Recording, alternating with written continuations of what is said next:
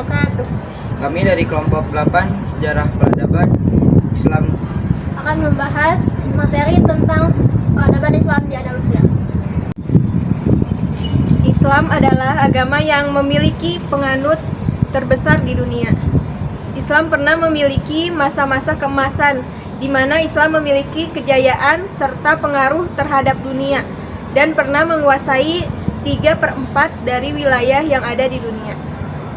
Andalusia atau yang kita kenal sekarang sebagai Spanyol adalah salah satu kota peradaban peninggalan kekuasaan Islam yang tak kalah besar pengaruhnya bagi perkembangan dunia, khususnya bagi perkembangan di peradaban di Eropa.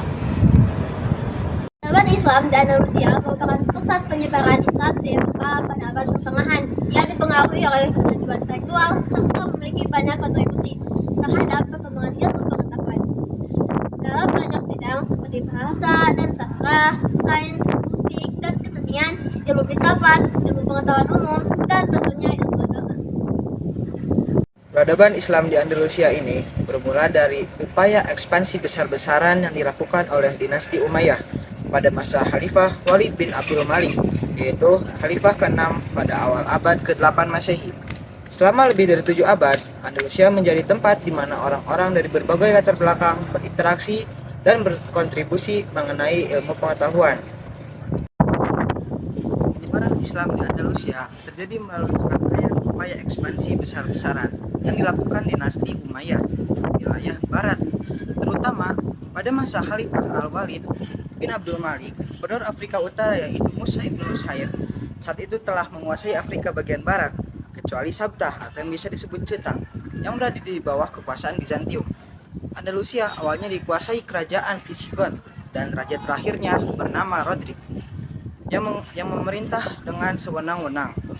Ratu Julian, anggota keluarga Rodrik yang saat itu menjabat sebagai gubernur Ceuta, merasa marah dan menaruh rasa dendam terhadap Rodrik karena putrinya diperlakukan secara tidak senonoh.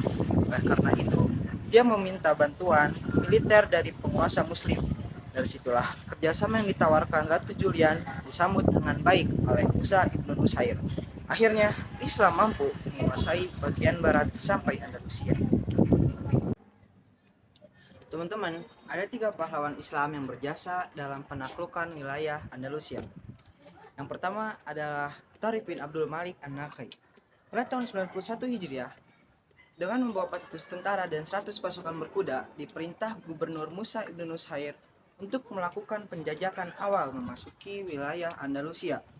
Kemudian, ia dan pasukannya menyeberangi selat yang berada di antara Maroko dan benua Eropa itu dan mendarat di sebuah tempat yang kemudian diberi nama Tarifa. Tarif berhasil melakukan ekspedisi ini dan ia kembali ke Afrika Utara dengan membawa banyak ghanimah. Yang kedua adalah Gubernur Musa ibn Nusayr. Pada tahun 92 Hijriah mengutus Tariq bin Ziyad dengan membawa sebanyak 7.000 orang untuk melakukan atau melanjutkan ekspedisi ini, yaitu melakukan penyerangan ke Andalusia. Ekspedisi kedua ini mendarat di sebuah bukit karang Gibraltar atau yang bisa disebut Jabal Tariq.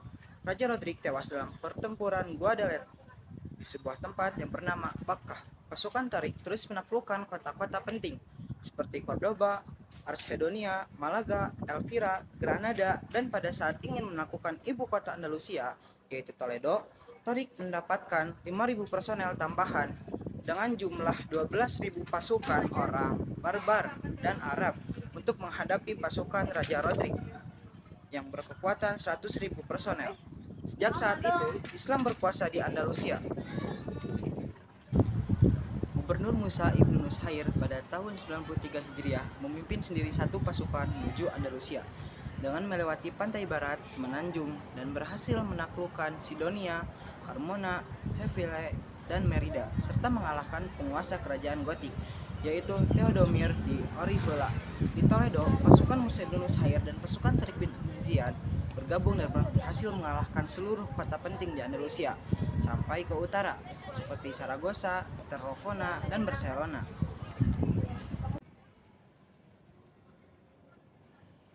Umat Islam telah mencapai kemajuan dalam berbagai bidang selama kurang lebih 7,5 abad berkuasa di Andalusia. Bidang-bidang tersebut diantaranya yang pertama ada bahasa Arab. Bahasa Arab membantu perkembangan ilmu pengetahuan sebagai hasil Arabisasi dinasti Umayyah Damaskus dalam bidang bahasa. Masyarakat Andalusia yang terdiri dari yang beragama Islam dan non-Muslim menerima dan mempelajari bahasa Arab. Akibatnya, muncul ahli bahasa seperti Ibnu Huruf, Abu Hasan dan lain-lain yang menulis buku tata bahasa Arab yang terdiri dari 1000 bait syair.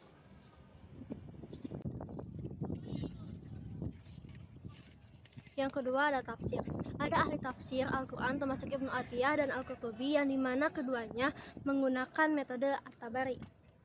Berikutnya yang ketiga ada hadis. Beberapa ahli hadis di bidang hadis itu adalah Ibnu Waddah, Ibnu Abdul Bar, dan lain-lain yang menulis kitab At-Tuhfah atau Persembahan. Berikutnya yang keempat ada fikih. Sebelum mazhab Maliki diperkenalkan kepada masyarakat Andalusia terlebih dahulu menganut mazhab Al-Auza'i. Berikutnya yang kelima ada tasawuf. Muhyiddin Ibnu Arabi adalah ilmuwan tasawuf yang terkenal dengan paham wahdatul wujud. Berikutnya yang keenam ada filsafat. Di kawasan timur, filsuf terkenal seperti Al-Kindi, Al-Farabi, dan Ibnu Sina dikenal. Sedangkan di kawasan barat Andalusia, Ibnu Bajjah, Ibnu Tufail, dan Ibnu Rusyd dikenal. Berikutnya yang ketujuh ada di bidang kedokteran. Dengan Cordoba memimpin aktivitas medis di Andalusia, bangsa itu menghasilkan banyak ilmuwan terkemuka, termasuk Ibnu Rusyd, yang menulis karya besarnya, kitab Al-Kulliyat fi At-Tibb atau tentang filsafat dalam ilmu kedokteran yang menjadi kitab referensi yang digunakan di Eropa selama berabad-abad.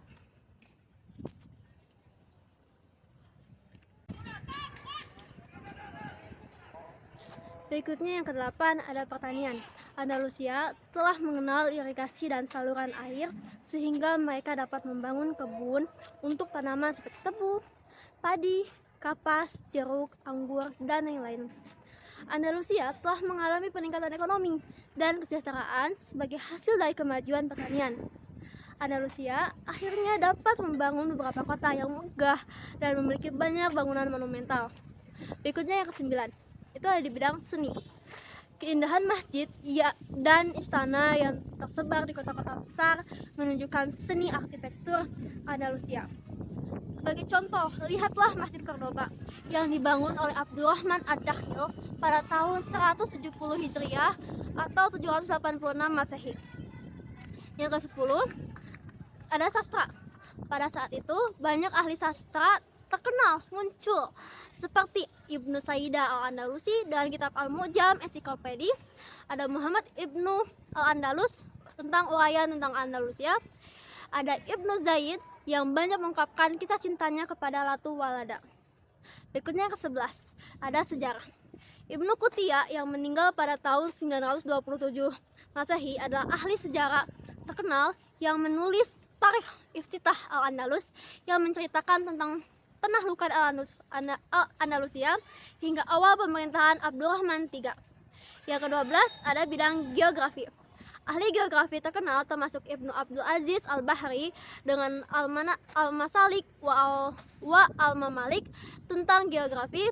Al-Idrisi, ada Abu Hussein Muhammad Ibnu Ahmad Al-Kinani Ibnu Jubair dengan rihlah suatu perjalanan.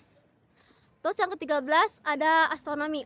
Ahli astronomi dan terkenal termasuk Az-Zaghali yang tinggal di Toledo pada tahun 1029 Masehi dan Abdul Qasim Maslama Ibnu Ahmad Al-Farabi Al-Hasib Al-Majriti yang meninggal pada tahun 1007 Masehi. Keduanya adalah ilmuwan kelas 1. Yang ke-14 ada bidang trigonometri. Ahli trigonometri ternama adalah Jabir Ibnu Aflah dari Seville. Nominya ditulis oleh Islah Al-Majisti yang berisi tentang teori trigonometrikal. Berikutnya yang ke-15 ada antidot penawar racun. Ahli antidot terkenal Al-Qafiki dari Cordoba telah menulis buku yang terbaik yang menjelaskan serum. Ahli geografi Al-Idrisi juga menulis sebuah buku yang sangat penting dalam ilmu botani yang menjelaskan serum secara keseluruhan. Perkembangan Islam di Andalusia.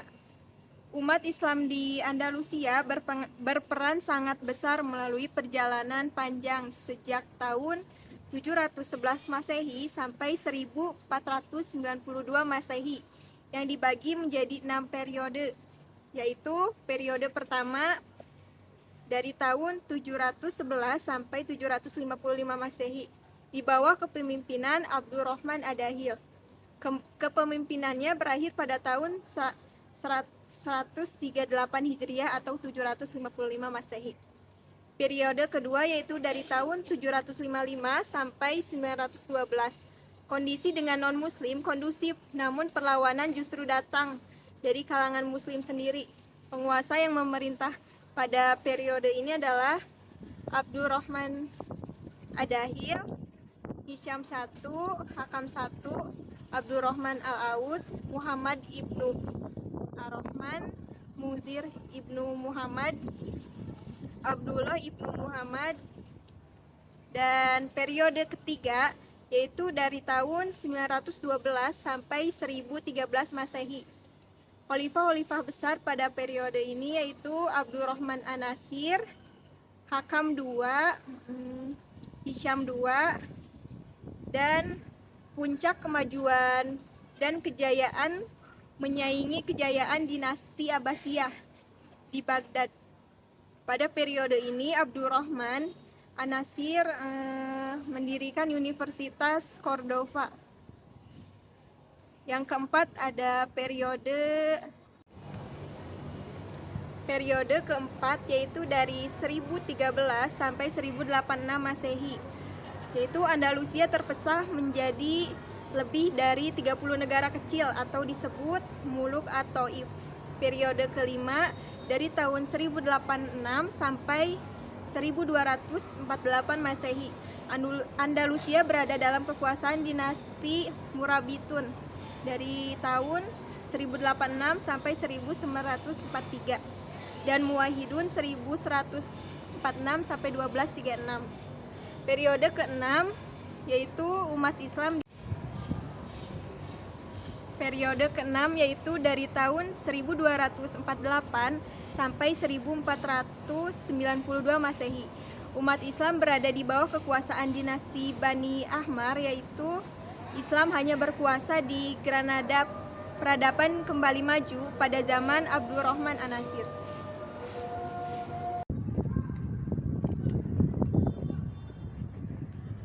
Penyebab kemunduran dan kehancuran Islam di Andalusia. Yang pertama ada konflik Islam dengan Kristen. Terjadi pertentangan antara Islam dengan Kristen pada abad ke-11. Umat Kristen memperoleh kemajuan pesat, sedangkan umat Islam mengalami kemunduran. Yang kedua, tidak adanya ideologi pemersatu. Orang Arab tidak pernah memperlakukan orang pribumi sederajat, sedangkan mereka memberi istilah yaitu ibid dan muwaladun, ungkapan yang merendahkan kepada mu'alaf, sehingga etnis non-Arab sering menggerogoti dan merusak perdamaian. Yang ketiga, kesulitan ekonomi. Para penguasa terlalu sibuk membangun kota dan mengembangkan ilmu pengetahuan, sehingga lalai membina perekonomian. Akibatnya timbul kesulitan ekonomi yang sangat memberatkan dan mempengaruhi kondisi politik dan militer. Yang keempat, tidak jelasnya sistem peralihan kekuasaan. Peralihan kekuasaan, hal ini menyebabkan perebutan kekuasaan di antara ahli waris. Karena inilah kekuasaan Bani Umayyah runtuh dan Muluk at-Taif muncul. Yang terakhir, keterpencilan. Letak Andalusia yang terpencil dari dunia Islam yang lain secara langsung telah mendorong Andalusia berjuang sendiri tanpa bantuan dari negara Islam lainnya, kecuali dari Afrika Utara. Oleh karena itu, tidak ada kekuatan alternatif yang mampu membendung kebangkitan Kristen di sana.